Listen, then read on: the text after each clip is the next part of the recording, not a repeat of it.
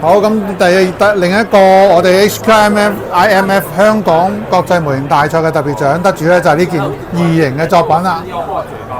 係啦，咁好，咁由 Ken 介紹下啦。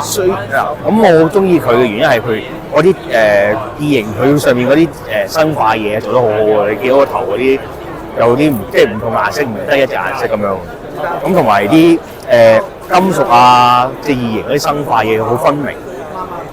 你會見到譬如佢呢度有幾種唔同物質，貓啊、異形啊，同埋啲金屬都做得，我覺得好分明，做得幾好。即係唔同嘅質感表達得好。係啦。